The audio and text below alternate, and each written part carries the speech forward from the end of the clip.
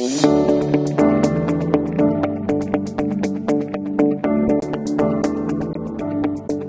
we're back with Maurice Côté on my left. Maurice, VP of Products at Devolutions. Hi, Maurice. Hello, hello. Right, you came in from New York yesterday or last night? Yes, I just landed. Yeah, landed from New York. Good. And on my right side is Frank from the Devolutions Server team, working on the PAM project as well. So Frank is our product manager for the whole team, right? Hello. Yes. Good morning. Good morning. Good afternoon again, guys. So without further ado, we wanted to jump and deep dive into the server and PAM platform here at Devolutions, showcasing our productivity features as well as security and bringing the both together, right? So I don't know if Maurice or Frank, you want to deep dive into the presentation? Yeah, Frank is driving the PowerPoint, so we can jump to the first slide. So we're going to go through the major components, so the console, the core, and then the PAM, and the impacts of introducing the gateway. So this is a list. We'll go through the list of features, and then Frank will do a quick demo. And you made your offering to the demo gods, Frank? Yes. Did you sacrifice something this morning? Yes. I tried it many times. It worked. Now, cross my finger and... Something will happen. I made a video for one just to be sure that one will work. That's now awesome. Being safe. Okay, the scheduler is now mandatory. In fact, I think our business services, our second line of support, was recommending always installing the scheduler anyway. But still, there are so many things that are depending on the scheduler: emails, alerts, notifications, really everything about PAM. Mm-hmm. So now it's just we need the scheduler. And isn't it load balance already? Or it's the next feature? I live in the future. That's my problem. Here we talk about the console, but when we move to the next slide, we talk also, it is you can have many scheduler now running at the same time. Yeah. So So that's done. And then 2 versions past, we had created an option to save your recovery to AKV, Azure Key Vault. That also at the same time, I think that released after we created a feature to generate that recovery kit on demand. Again, that's based on feature request. Now we can deploy while getting the recovery kit from Azure Key Vault. So this is for administrators to make deployment of alternate servers or recovering from disaster recovery in disaster recovery mode. So this is quite important for the sysadmins that manage the Devolutions Server. We encourage you to create a recovery kit and save it somewhere. We use Azure Key Vault. We allow you to save it there and install it from there easily. So we encourage you to use it. So we'll skip to the next slide. Then the core. So this is Devolutions Server Core. It's basically the authentication, the integrations with AD, and so on. So the licensing, I think you mentioned in your introduction the free edition, which is great. Now we have free, really excellent offering on all of our products for free edition. So it's really great for our community. AI. So Frank, you can talk about that. Yes, we started to work on proof of concept to introduce AI in DVLS. So it is not there yet, but we want to add a confident level when a user log in. So to analyze where is it from, is it during business hour or stuff like that. So we started to add more information around login, like are you a privileged user, an external user? So all those information will be useful when we want to build some rules to analyze those login and be able to give you information around those login and maybe later raise some alert based on that. So this is why we started to at least create those logs. So there's an impact on the archive and the purge because we suggest you to keep in the archive more long more logs, because in AI we need data to be able to create a model. The system needs to learn. Yeah, exactly. So if we can have more data, it's better. So this is why we started at least to put those data in database. So eventually in future version, we will use that data in our AI features. So maybe you should, you should turn on the archive purge feature, I believe.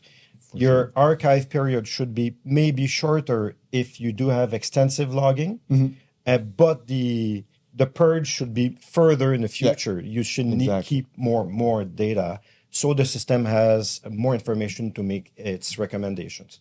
But that's, again, we've put the logging in place. It has an impact on your infrastructure, but you cannot use AI at this time. Then we added ping one identity.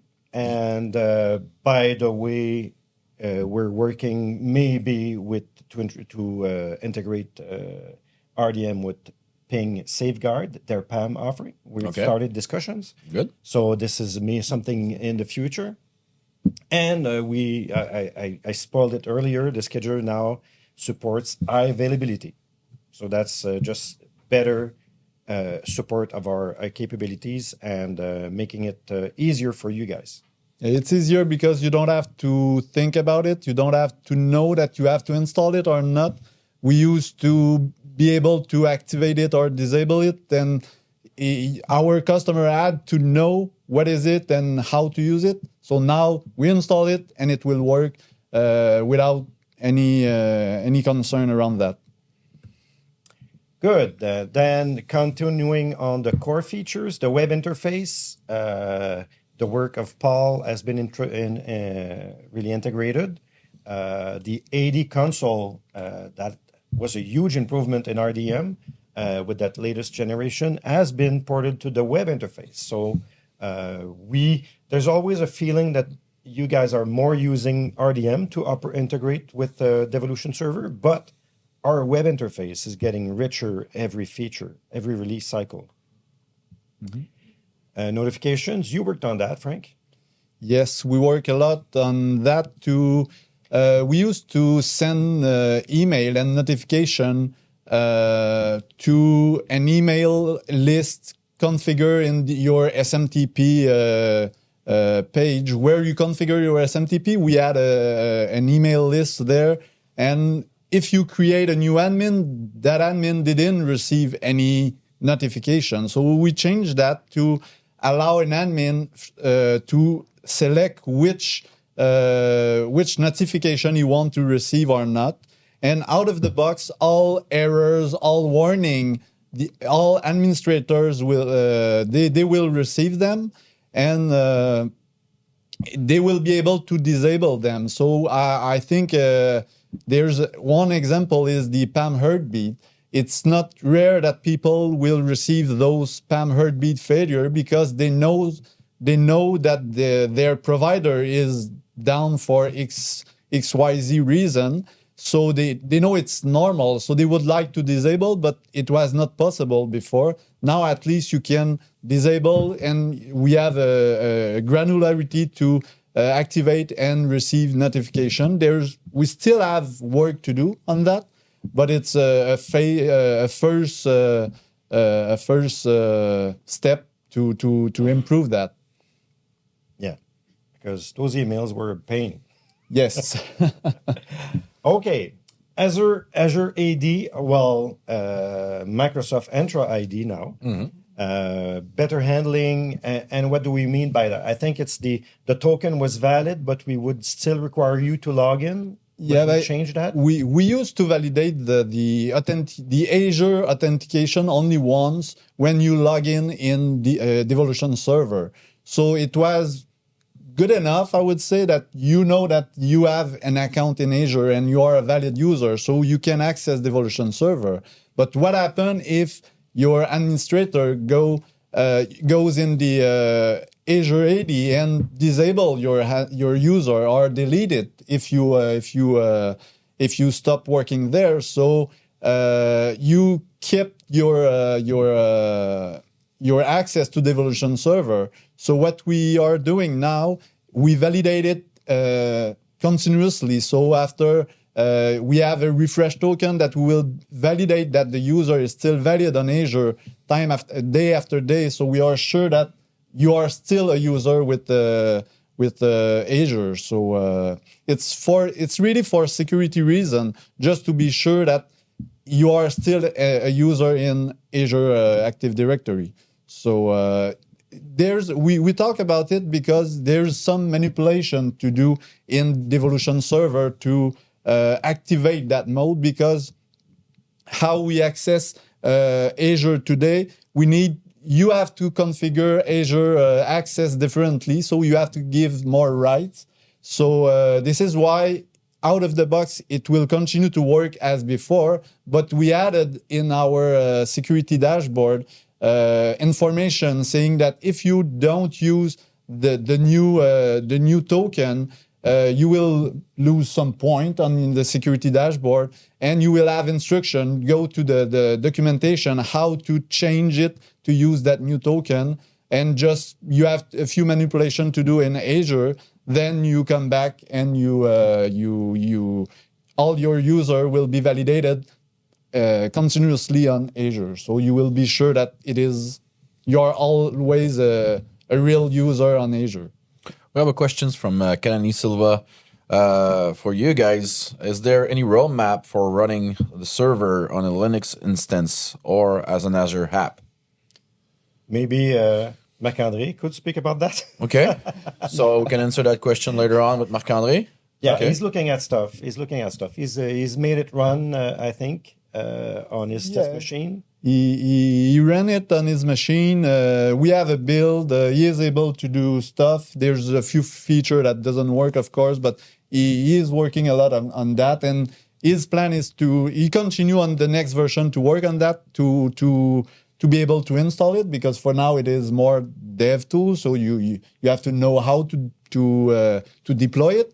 But we will build probably a PowerShell package to deploy it, to install it. So the answer is yes. How it will happen? Marc-André must be so happy right now. And it's not on any roadmaps. It's just like... but he just, Marc-André just answered the question. Okay. There's an internal build. Might be released in the 24.2 release coming up or later on this year. But good questions. Thanks, Kennedy. So I think we can. So I think we're done for that. Okay, for PAM specifically, do we have numbers in the polls? Yeah, we do have numbers in the polls. Good question. Right now we have about 42% with a PAM solution in place, 57% working on it, or not working on it, I should say. They don't have a PAM solution in place. Right now we have 30% fully deployed, 70% not quite deployed yet. And if I look at the different options, we have Devolutions at 70%, Delinea with 20%, but we have around, I would say, 10, 15 answers in there. So that might not be a good number, since there's not many people to answer, but still we can see a trend in the market. Yeah. In America, cyber risk insurance policies are now requiring more and more that privileged access is handled properly, so that for us it translates into a PAM product. But still, we don't see a big surge. But it's everyone's looking into it. That's what when I meet people in trade shows, everyone say I'm looking into it, or I should be. It's on my to-do list. Okay, so again, that's maintainability and allowing you in the future to have all of the accounts used by Devolution Server itself. So the connection strings to the database, maybe the app pool identity if you need to use it. Now we're down in the technical details, but still everything that is needed to run Devolution Server should be handled by Devolution Server. So this is a step. Again, we said earlier, minimal viable features and baby steps. So the accounts used to connect to the database will be in Devolution Server. And we created a vault called Infrastructure Vault. The name changed like 6 times, but now it's we chose infrastructure, and it will allow you to see these accounts in that vault, and you can put in place scheduled password rotation for these accounts. It's only database access for now, but the goal is to have everything in there. So when you would deploy, ideally you would provide the let's say the SA account for SQL Server, and we would create the rest ourselves and manage it ourselves and give you visibility, but you don't need to know these details. So to help you in maintaining the system. Anything to add to that? No? No, I will show it quickly after after our Open API. What with Open API? I mean, it's been on the top 5 requests forever, and we finally got something in place. It's a limited. We can't just go across the board and put this on all of our endpoints. It's going to be a huge undertaking, but we've started. And so it's really a simplified structure we're returning. It is using a Swagger, in fact, created that norm, and they gave it away to the open source community. That's when it became Open API. But the endpoint is /Swagger. I think you're going to show it. Yes. Yeah. Oh. And they're flattened entries because if you know the details of our RDP, let's say connection type, it's rich. We have attachments, we have custom fields, we have the general information, we have something that is shared across all information connection types, and then you have specifics for RDP with the VPN supports, the gateways. It's rich. And it's really a deep hierarchy of fields and classes. But we've flattened it because people were asking, the most common request was, make it simple like HashiCorp. And that's what we did. We have a questions from Pierre-André Philippi regarding the web API coming in 2024. Just in reading mode right now, I think. When do you think we'll be able to add entry to the API? It's really important to automate from Ansible. Yes. Yes, it is planned for the next version. We started just to get the password and to update them, but we know that it will be useful to add them, delete them, list them as well. Because today you have to search the ID of the account that you want to get. So you have to probably go in Remote Desktop Manager to get the entries information where you have really deep details.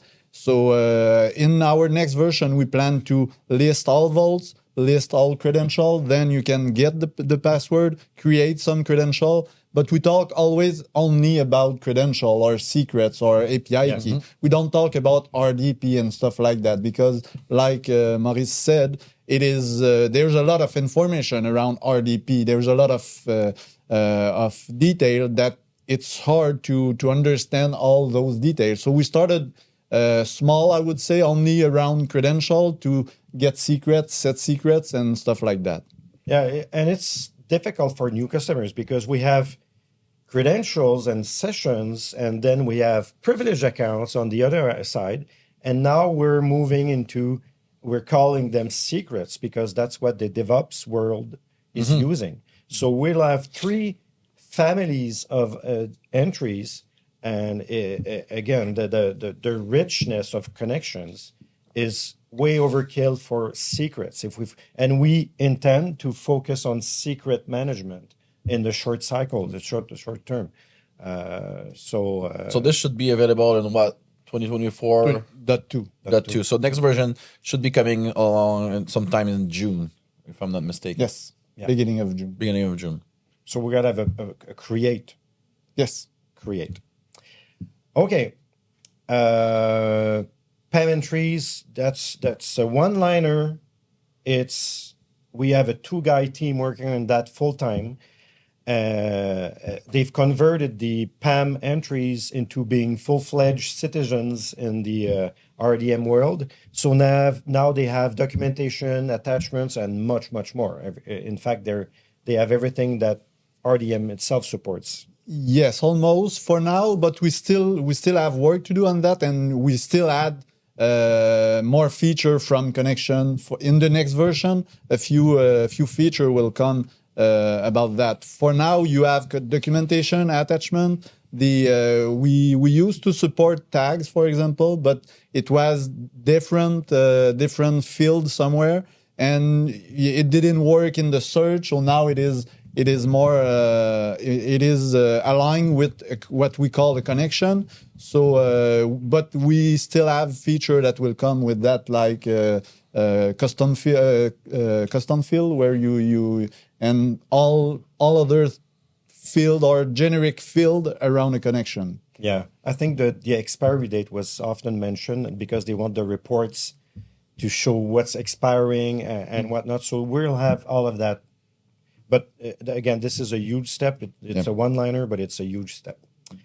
And then finally, the support of devolution send, at which a lot of requests how to send passwords, be they just simple credentials or privileged accounts. People have contractors, remote work, sometimes occasional users. You don't want to give access to a whole vault or a whole too much information. So you can now send passwords through Devolution Send. And that's quite exciting. Yeah, so Devolution Send is used to share passwords, credentials in a secure, quick, and easy way. And it's now fully deployed within our solutions, namely with the server. But if you have members outside of your organizations you want to share secrets or passwords with, this is a secure way to do it. And then we can switch back to Frank's screen so we can jump on the demo.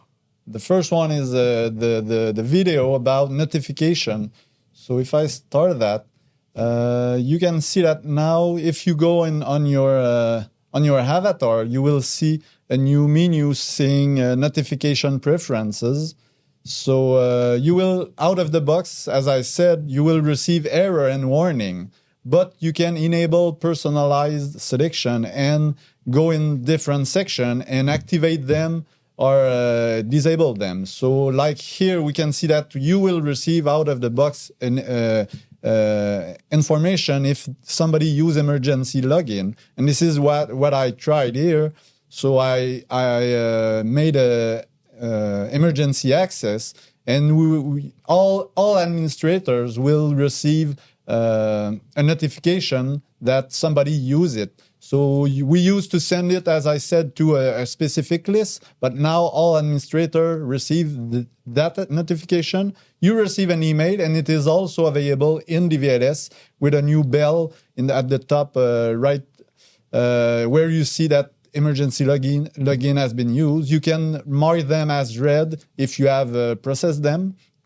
So, and you can also add, there's some notification about, in fact, what we would like is all logs, you could receive a notification about it. So even information, if when somebody create a gateway, for example, you could receive a notification for it.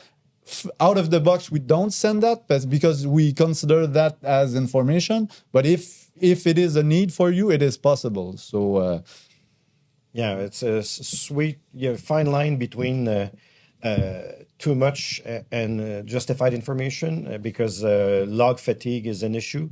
As our OPSEC team is telling us that they need the proper alerts at the right time. So you can adapt it to your liking. That's the thing.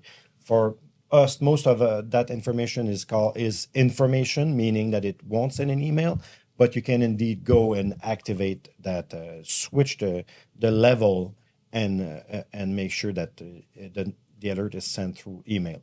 Two questions. One from Kennedy. Would you ever configure an API for the DVLS gateway? No.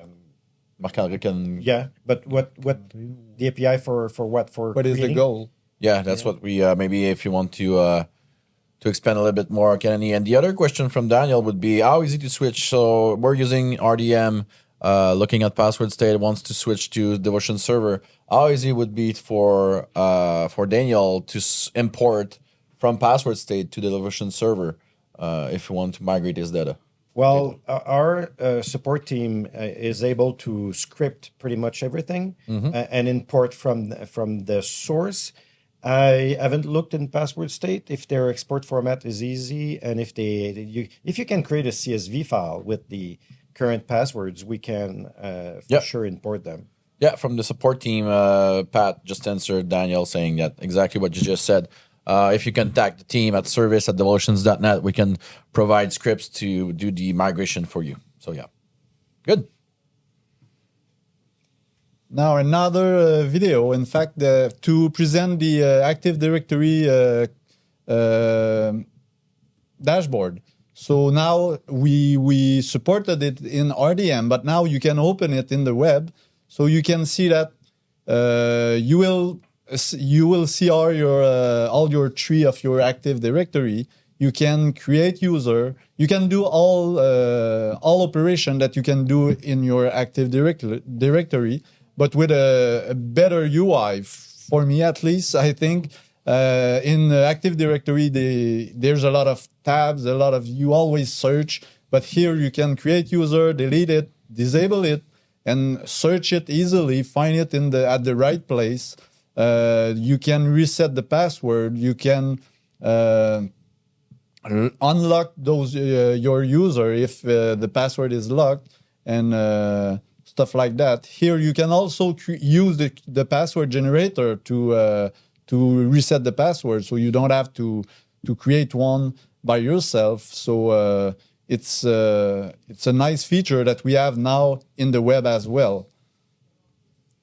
So you can add member you can create groups as well. You can manage your group, add member to it, and unlock them. So it's pretty nice. It's made by Paul. Maurice talked about him. He made a great job. And it's so quick. If you compare to our old code, it's a huge improvement for large domains, which nowadays are more and more popular. We have larger and larger customers, so they need that rapidity when you execute stuff. It's really a huge improvement. And finally, maybe a quick overview of different feature that we have that we talk about. We talk about infrastructure vault. So it is where you will find all your SQL accounts. So here I have 3 different accounts because I have one for the scheduler, one for the website, and one for the management in the console itself. So you have the password. Out of the box, you will not have any password rotation configured. If you have installed it the last build, it's not possible because we had an issue to propagate that password in the connection string, but it will be fixed in the next minor version or the other one. But we should release another minor version this week. So it is pretty easy, and you don't have to keep in mind those passwords. So our system keep what they need inside the system itself. Then we talk about the API. So you have the API documentation directly here. So you can see the different endpoint that we have. It is documented. You can see all the query param that you can send to those endpoints. As we said, it is only possible to get password today, but we are working to be able to add to list and stuff like that. We talk about Devolutions Send. So it is all directly integrated in Devolutions Server. So when you have a password, you can just click it and send it in app. It means that a secure message that we used to use. But now you can create a shareable link or send it by email that will create a link to Devolutions Send, and you will be able to send it outside your organization. So send by email is not sending the password by email. It's sending access to Devolutions Send interface. So it is in a secure way. It's not absolutely. Good point. All right. Very interesting, guys. A lot of new cool features added for the last couple versions and upcoming as well. So I don't know if that's pretty much sums it up. You want to move on with the last 2 slides for the what's coming up? Yeah. Yes. Okay, so we we talked a little about those vault content types. So now we're going to be introducing the secrets vault content type. I think RDM hasn't passed yet, but we're spoiling RDM because they will have the same. But obviously, that's the same richness we have in the same role-based access control and everything. We're just putting a twist on that and to have a DevOps viewpoint in managing what they're used to calling secrets.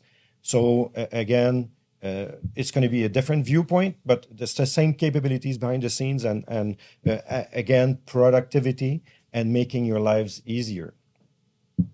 Licensing, now we're moving to per user licensing.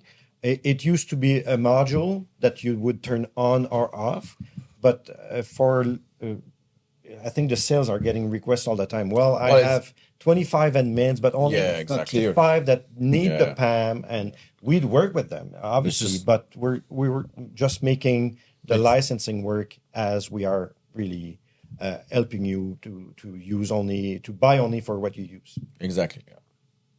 And the gateway as well. But there are many more changes coming to gateway licensing, isn't there, Max? Well, we're going to be looking at gateway. We have the standalone version for free that we saw this morning, but we're also coming with a per user license subscription for the gateway. So the idea behind it is to make sure that we can craft a solution exactly to your specific needs regarding the number of users you might want to onboard the platform and what's their use cases. So if you want to bring business users on the platform, we have clients for that as well. So just being able to craft the solution to fit exactly your business requirements. Yes. PAM entries. So again, with that merge of PAM and connections, we want to have security on the folders, which we didn't have yet. They were on vaults. Now we're going to have security on folders. Obviously, completing that loop that we have with documentation and attachments. Now we'll have the history, the deleted, which means we can have the recover feature.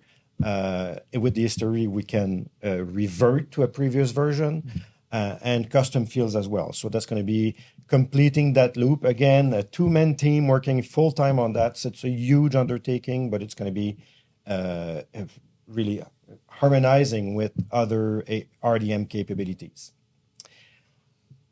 PAM just-in-time elevation. So we created the feature and we got immediately requests from our own internal team as well as from you guys that they want to have a viewpoint where, okay, I want to limit what roles you can elevate yourself into. Now, in the current release, you have access to the whole list. So the burden is on the approver to approve or deny.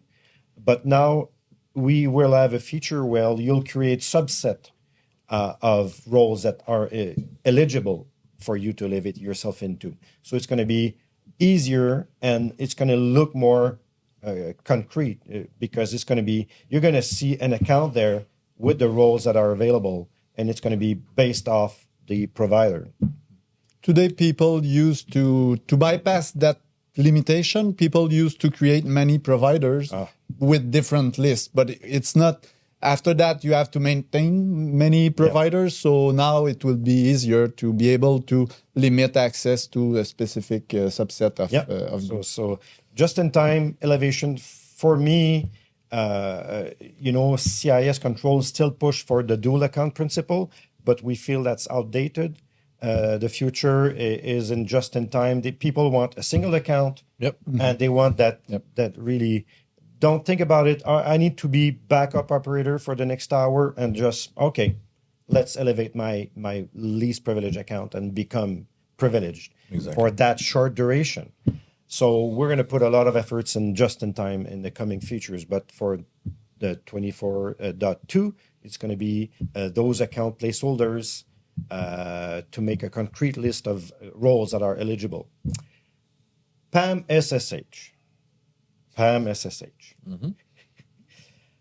I feel that the feature we had was so far away from your needs that you didn't use it because we never had requests for SSH key management, and it's such at the root of SSH in itself that we did the push. We're going to be managing SSH keys, so private keys, public key pairs. They're going to be in the PAM as full-fledged citizens. We're going to have a key rotation, key propagation to the host. We'll push the key on the authorized keys file and manage the full PAM workflow for SSH. But please keep your requests coming.